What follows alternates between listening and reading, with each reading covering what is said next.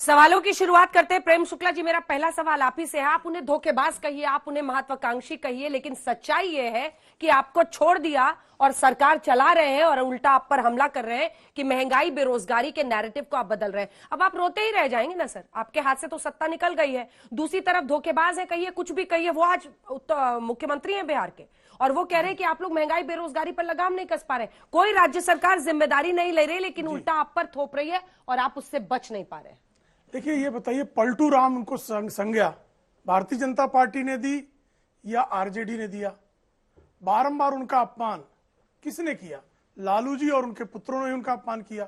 रही महंगाई और बेरोजगारी की बात, तो कृपा करके आदरणीय नीतीश कुमार जी बताएं कि पिछले 17 वर्षों के कार्यकाल में बिहार में उन्होंने कितने लोगों को रोजगार दिया?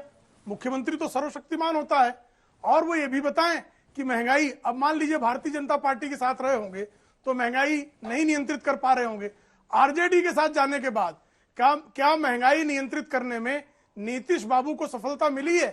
अगर नीतीश बाबू स्वयं अपने राज्य में महंगाई नहीं घटा सकते, बेरोजगारी की बात तेजस्वी यादव चुनावों के समय कह रहे थे ना कि 10 लाख लोगों को रोजगार देंगे।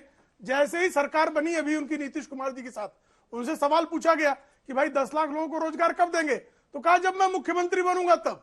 यानी उनको भी नीतीश पर भरोसा नहीं है कि नीतीश बिहार के बेरोजगारों को रोजगार उपलब्ध करा सकते हैं। यह तो सामने दिखाई दे रहा है। माधवानंद जी मुख्यमंत्री हैं और कह रहे हैं बेरोजगारी के मुद्दे पर। पहले तो ये बताइए कितने दिन हो गए शपथ ग्रहण को? 1 महीने से ज्यादा हो गया। 10 का 20 बोला था नीतीश जी ने।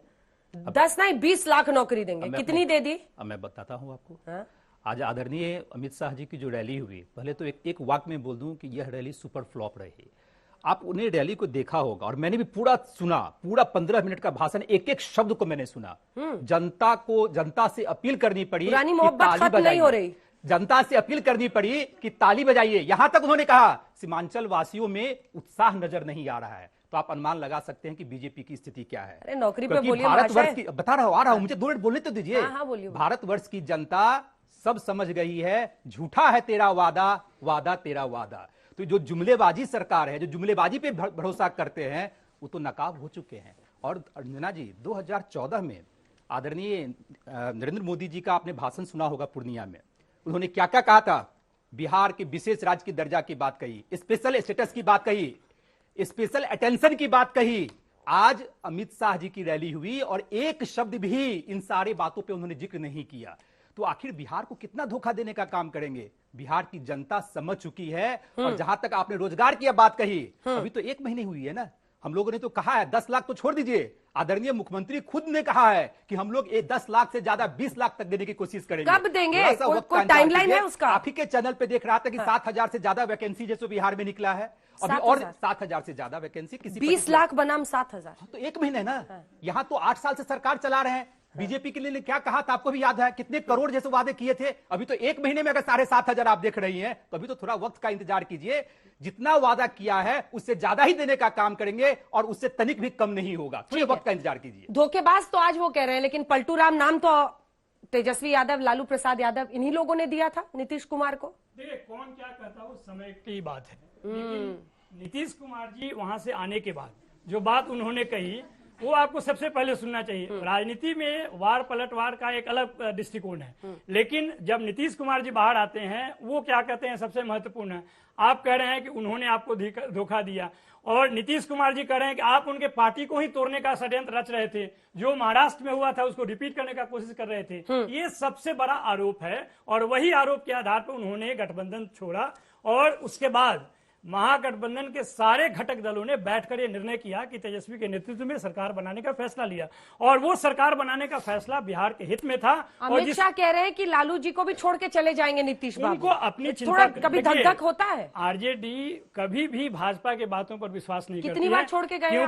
क्यों नहीं, हमारे पास तो जब आए थे तो वो ये बोल चुके हैं कि किस बहकावे में वहां चले गए, किस झूठ के आधार पर चले गए। उनको रियलाइज हुआ, उन्होंने पब्लिक में बोला है कि जब वो छोड़कर आए तो भाजपा के कहने पर आए थे, वो झूठ साबित हुआ। इसमें हमें कहने की क्या जरूरत है, वो तो सारा सार्वजनिक पटल पे है। सबसे महत्वपूर्ण बात यह है कि जिस रोजगार की आप बात कर रही हैं, उन्होंने 20 महीने तक इंतजार भी किया। एक तो 19 लाख रोजगार जिसकी बात करके भाजपा शासन में आई थी, उस पर 20 नौकरी भी नहीं दे पाई, 19 नौकरी भी नहीं दे पाई। अब आप सरकार में अपना हिसाब बताइए। मैं बता रहा हूं आपको, और यह पूरे बिहार के जो अभी सरकार बनी है, जो कि जन सरोकार के मुद्दे पर बात करके शासन में आई थी, हमने सिंगल लार्जेस्ट पार्टी के रूप में वहां उभर कर आए तेजस्वी के नेतृत्व में, तेजस्वी जी के नेतृत्व में जो सरकार जो संख्या आई, उसमें रोजगार की बात की गई, पढ़ाई की बात की गई, कमाई की बात की गई, सिंचाई की बात की गई, नौकरी पे तमाम बताइए, मुद्दों की बात की गई। हमने हिंदू मुसलमान की कभी बात नहीं की। नौकरी पे बताइए। नौकरी पे तो आपने देखा होगा 1 लाख रिक्तियां पुलिस विभाग में वो आने वाली है, 60,000 स्वास्थ्य, हर दिन विभागवार जो रिक्तियों की रेखांकन करके और उसको एडवर्टाइजमेंट करने का प्रोसेस शुरू हो गया। आपको भी मालूम है कि नौकरी देने का प्रोसेस बांटने का नहीं है, उसका सरकारी प्रक्रिया है। प्रक्रिया की शुरुआत हुई है और आप देख भी रही हैं, आप माने या न माने, बिहार के लोग उसको मान रहे हैं कि प्रक्रिया शुरू हुई है। मात्र 1 महीना में सवाल पूछने वाले को 8 साल का 16 करोड़ का हिसाब मांगना चाहिए, 20 महीने का 19 लाख का रोजगार का मानना चाहिए। जो वादे उन्होंने पिछले 8 साल और 17 साल बिहार में किया है, कहीं ऐसा तो नहीं कि ये जो जोड़ी अब बनी है, ये 24 में चुनौती होगी बीजेपी के लिए, इसीलिए इतने तत्पर होकर अमित शाह सीमांचल से शुरुआत कर रहे हैं 24 की। देखिए, सबसे पहली बात तो मैं ये कह दूं कि बिहार का जो रेवेन्यू कलेक्शन है, उसका 87% जो है वो तो जो सामान्य खर्चा होता है उसी में चला जाता है। 20 लाख नौकरी कहाँ से दे पाएंगे ये भगवान जानते हैं, यही बताएंगे कि इनके पास पैसा आएगा कहाँ से इतनी नौकरी देने के लिए। वो आपका हेडेक थोड़ी है, वो आपका हेडेक थोड़ी है, वो तो वो समझेंगे कहाँ से आना है। किसी को नहीं बोला, बीच में नहीं, प्लीज बीच में नहीं। देखिए, फार्मास्यूटिकल इंडस्ट्री पूरा बिहार में एक समय बूम पर हुआ करता था, सारा चौपट हो गया है वहां के फार्मास्यूटिकल इंडस्ट्री।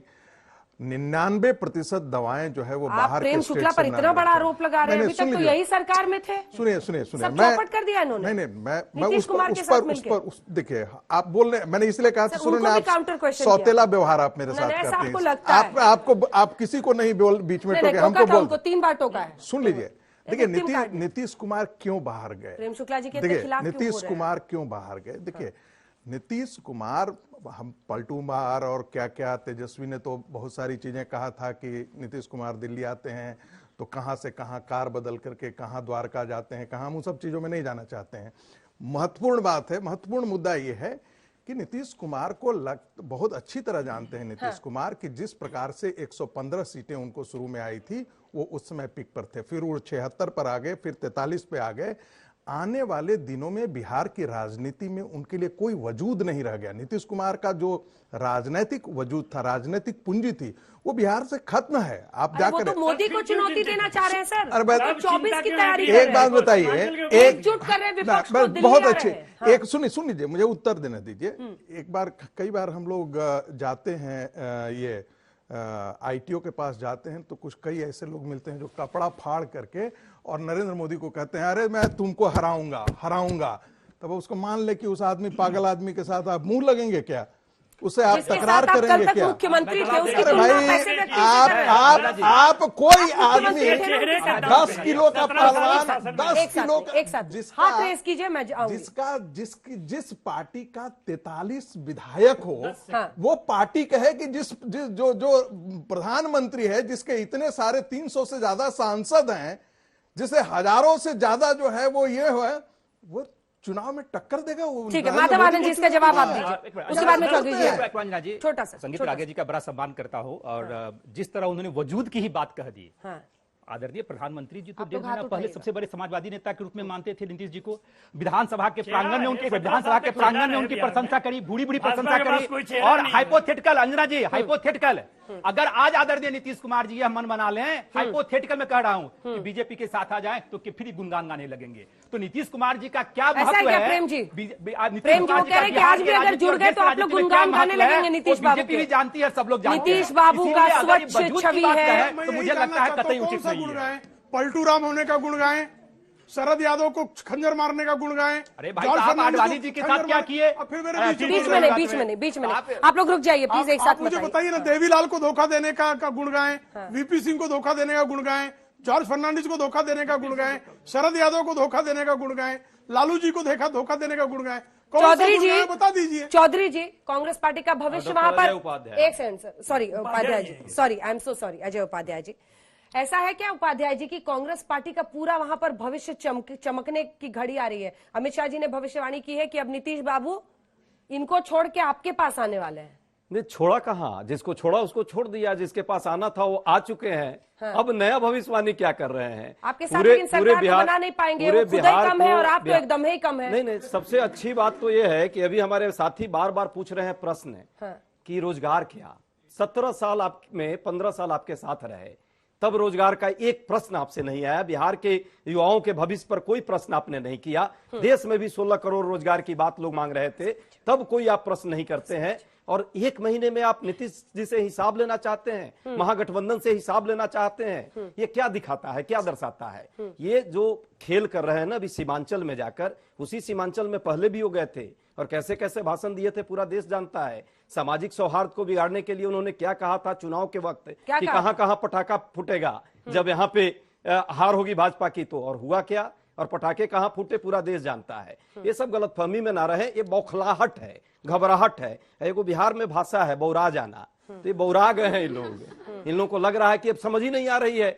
लगातार ये बैटिंग कर रहे थे, कुछ बदलेगा, कुछ लग रहा है, चेंज हो गया पूरा। कितने नंबर की पार्टी है सर अभी? नंबर की पार्टी जो भी हो, हम 5% सबसे ज्यादा वोट हमको बिहार में आया है। बिहार में सबसे ज्यादा वोट कांग्रेस पार्टी को परसेंटेज बढ़ा है इस चुनाव में। इसको आप उठाइएगा रिकॉर्ड और देखिएगा, 5% वोट हमारी बढ़ी है और इनकी कम हुई है। हालांकि दोनों लोग की हुई, नीतीश जी की भी मजबूरी हो गई इनके साथ जाने के कारण। अगली बार बीजेपी आरजेडी सबको पटक दीजिए आप। नहीं, ये हम अलायंस में, हम तो दोनों तीनों अलायंस में हैं। मजाक आप जरूर करें, लेकिन एक चीज जरूर मैं कहूंगा, ये जो सवाल ले ले, 10 सेकंड दे दीजिए, उसके बाद आप सवाल दीजिएगा। 10 सेकंड। ये जो इल्जाम लगा रहे हैं ना अभी 1 महीने में, चमन को सींचने में कुछ पत्तियां हो सकता है झड़ गई होंगी, होती है, लेकिन ये इल्जाम जो लगा रहे हैं, जरा इनसे पूछिए कि ये तो चमन को रौंद डाला है इन्होंने अपने पैरों तले, और ये रहनुमाई की बात कर रहे हैं। ठीक है, जल्दी से, छोटा सा, दुखद है। एकदम छोटा।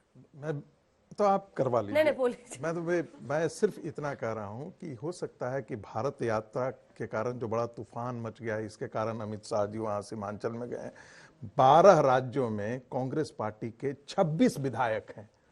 उस पार्टी को यदि आप कितना भी, आप जो कहावत है वो हम पार्टी पर नहीं लागू करना चाहें, गधा को आप घोड़ा आप नहीं बना सकते हैं। जो उसकी चाल आजकल पढ़े लिखे लोगों का, अंजना जी दो शब्द जरूर बोलना पड़ेगा। 2 शब्द जल्दी बोलिए ना सर, इतना भूमिका मत बनाइए। ये जो बात कर रहे हैं ना, पढ़े लिखे लोगों का भाषा कैसा हो गया। कभी तो नीतीश जी के लिए पागल, कभी देश की सबसे पुरानी पार्टी के लिए क्या शब्द बोला है, इनको शर्म भी नहीं आती।